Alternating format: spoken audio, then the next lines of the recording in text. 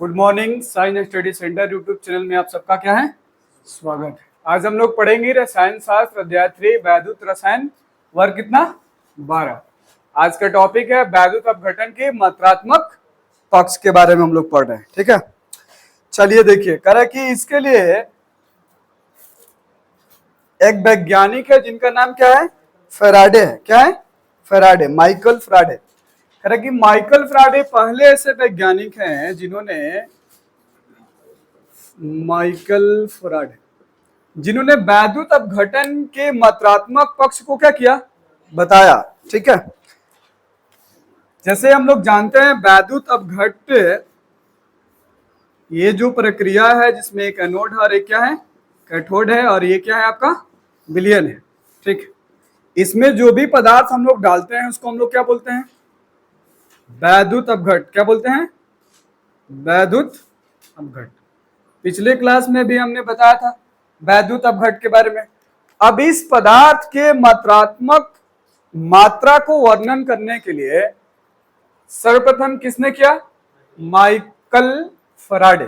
ठीक है, क्या नाम है, माइकल फैराडे। कह रहा है कि माइकल फैराडे प्रथम वैज्ञानिक थे जिन्होंने वैद्युत अपघट के मात्रात्मक पक्ष को बताने के लिए नियम को क्या किया, प्रतिपादित किया। उन्होंने दो नियम दिए। कितने नियम दिए? दो नियम दिए हैं जिनको हम बारी बारी से क्या करेंगे, पढ़ेंगे। ठीक, पहला जो नियम है वो है फैराडे का प्रथम नियम। उसको क्या कहा जाता है, फैराडे का प्रथम नियम।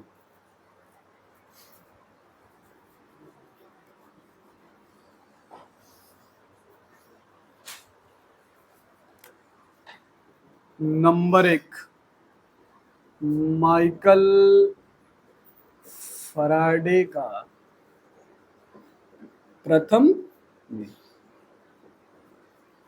चलिए देखिए, इस प्रथम नियम में आपको क्या बताया जा रहा है। कह रहा है किसी विद्युत अपघटनीय सेल में विद्युत अपघटन की क्रिया के अंतर्गत इलेक्ट्रोड पर मुक्त हुए पदार्थ की मात्रा विलयन से गुजरने वाले कुल आवेश की क्या होता है, समानुपाती होता है। अर्थात W डायरेक्टली प्रोपोर्शनल टू क्या, Q। यहां जो W दिखाया जा रहा है, ठीक है, क्या है, W। ठीक है, ये क्या दिखा रहा है, कह रहा है कि अपघटन की क्रिया के अंतर्गत इलेक्ट्रॉन पर मुक्त होने वाले पदार्थ की मात्रा विलयन में गुजरने वाले कुल आवेश के क्या होगा, समानुपाती होगा। मतलब जो W है यहां पे विलयन में मौजूद वैद्युत अपघट की मात्रा को दिखा रहा है। वैद्युत अपघट की मात्रा को क्या कर रहा है, दिखा रहा है। जबकि यहाँ जो Q है वो क्या दिखा रहा है, आवेश को दिखा रहा है। क्या दिखा रहा है, आवेश को दिखा रहा है। ठीक, फिर से समझिए क्या बता रहा है। जैसे वैद्युत अपघटन की जो प्रक्रिया है उसमें वैद्युत अपघट मतलब जो डालने वाले जो हमने पदार्थ को बताया कि जो पदार्थ उसमें डाले जाएंगे उनकी जो मात्रा है, उनके अंतर्गत जो प्रक्रिया होगी या जो क्रिया होगी, उनके द्वारा उत्सर्जित जो इलेक्ट्रॉन है, क्या है, उत्सर्जित जो इलेक्ट्रॉन है, जो आवेश है, ठीक है, उनके मात्रा के क्या होगा, समानुपाती होगा। कहने का मतलब अगर हम उसमें 10 ग्राम वैद्युत अपघट डालते हैं, क्या डालते हैं, 10 ग्राम डालते हैं, ठीक है, और 1 ग्राम बराबर मान लेते हैं कि जो हमारा आवेश है वो कितना है, 1 कूलम है। ठीक है, तो अब हम 10 ग्राम जैसे डालते हैं तो हमें आवेश कितना मिलेंगे, 10 कूलम मिलेंगे। कितने मिलेंगे, 10 कूलम मिलेंगे। तो ये क्या हो गया, माइकल के प्रथम नियम हो गए। क्या हो गए, प्रथम नियम। ठीक है, इतनी बात समझ में आ गई। चले, अर्थात आप याद रखिएगा कि विलयन में मौजूद वैद्युत अपघट की मात्रा समानुपाती उसके द्वारा उत्सर्जित इलेक्ट्रॉनों के क्या होती है, समानुपाती होती है। ठीक, चलिए थोड़ा और इसे लिखते हैं आगे। अगर हम जैसे अनुपात को हटाते हैं तो एक हमें क्या मिलता है, नियतांक मिलता है। क्या मिलता है, नियतांक। तो यहां हमें क्या मिला, IT। क्या मिला, IT। ठीक है, सॉरी IT, यहाँ I मतलब होता है विद्युत धारा। आई मतलब क्या, विद्युत धारा, और टी मतलब क्या होता है, समय। और हम लोग जानते हैं आई बराबर क्यू बाई क्या होता है, टी। तो यहां से क्यू का मान रखा गया है, किसका मान रखा गया है, क्यू का मान रखा गया है, किसका, इसमें क्यू का मान रखा गया मतलब डब्ल्यू डायरेक्टली प्रोपोर्शनल टू क्या, आई टी, आई टी हम लोग लिख सकते हैं। अब यहाँ पे अगर नियतांक को हटाइएगा, ये समानुपाती जो है उसको हटाइएगा, तो W बराबर जेड आई टी, जहां जेड क्या है, एक नियतांक है, क्या है, हाँ, जेड समानुपातिक, समानुपातिक क्या है, नियतांक, क्या है, समानुपातिक नियतांक। इतनी बात समझ में आ गई, ठीक है। तो इसे आप स्क्रीनशॉट ले लीजिए।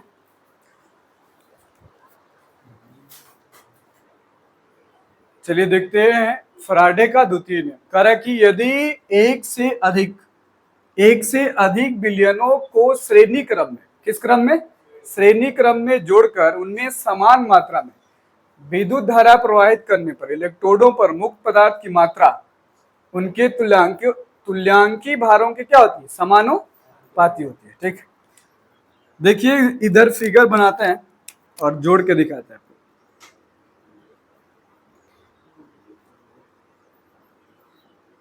ये हो गया पहला और ये हो गया दूसरा, ठीक। यहाँ पे एक इलेक्ट्रोड है और यहाँ पे दूसरा इलेक्ट्रोड है, ठीक।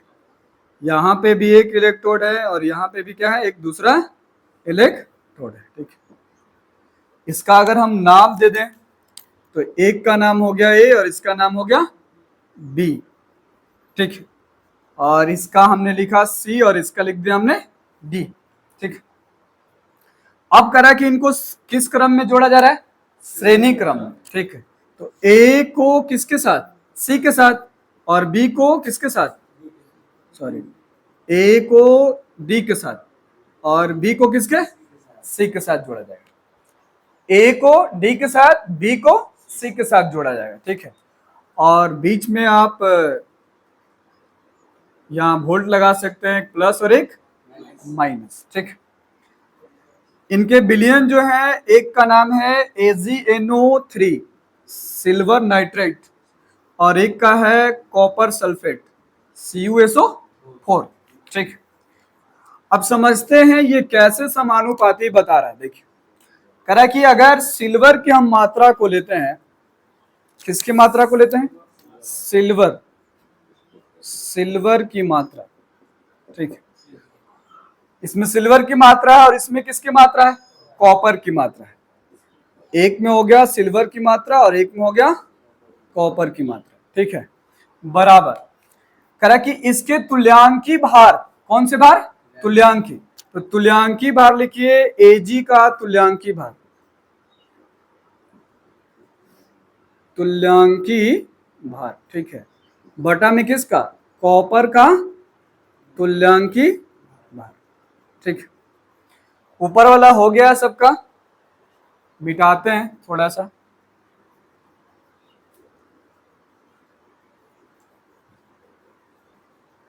अब हम लोग इसको लिख सकते हैं, थोड़ा सा इसको मिटा दो,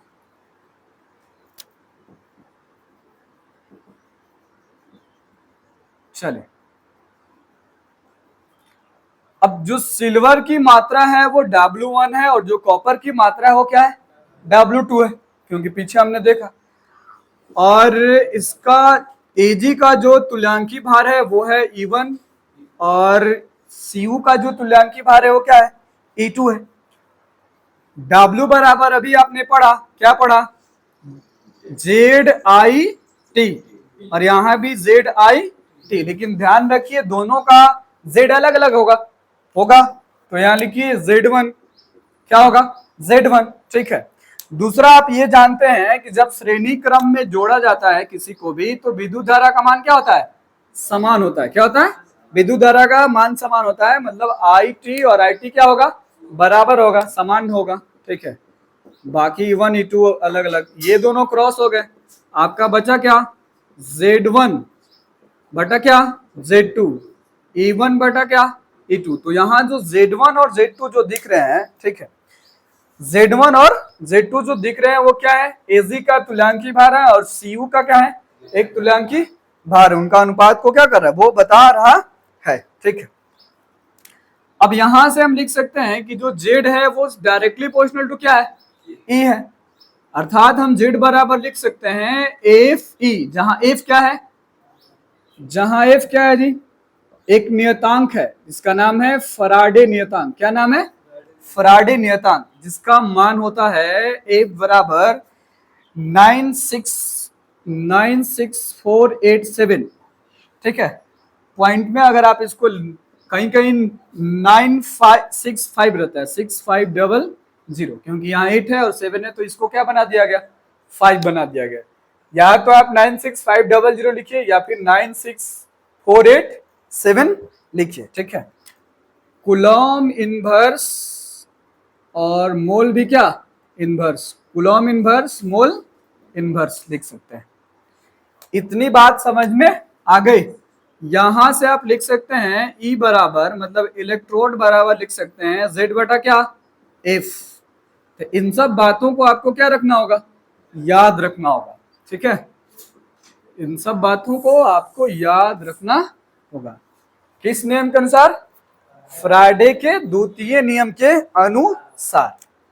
ठीक है, और कुछ बातें हैं, और कुछ बातें करा कि जो मुख्य तौर पे नोट में आप लिख सकते हैं या फिर ध्यान दीजिए। करा धातुओं के व्यवसायिक उत्पादन के में लगभग, कौन सा उत्पादन, व्यवसायिक, मतलब जब हम कोई बिजनेस करते हैं तब की बात कर रहा है। तब करा कि 50,000 एम्पियर, कितना, 50,000, मतलब हम कितना उत्पन्न कर सकते हैं, 50,000 एम्पियर तक की उच्च धारा प्रयोग में लाई जाती है। ठीक है, और 0.518 फराडे प्रति सेकंड, जो कितने के बराबर होगा, कह कि उस धारा प्रयोग में लाई जाती है जो लगभग 0.518 फराडे प्रति सेकंड के बराबर होती है, बराबर होती है। इसके बाद फिर अगला टॉपिक है जिसको हम लोग पढ़ेंगे। ठीक है, इसका आप स्क्रीनशॉट ले लीजिए। आगे देखिए, अगला जो टॉपिक है वो है वैद्युत अपघट्य के, नहीं, अपघटन के उत्पाद। क्या है, वैद्युत अपघटन के उत्पाद।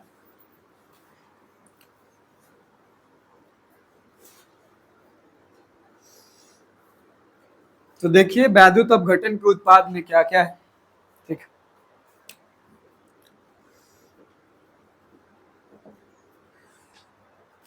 करा कि वैद्युत अपघटन के उत्पाद अपघटित होने वाले पदार्थों की अवस्था, पदार्थों की अवस्था तथा प्रयुक्त इलेक्ट्रोडों के प्रकार पर क्या करती है, निर्भर करती है। सबसे पहले कि उसकी प्रकृति कैसी है, उस विलयन की, उस पर निर्भर करेगी।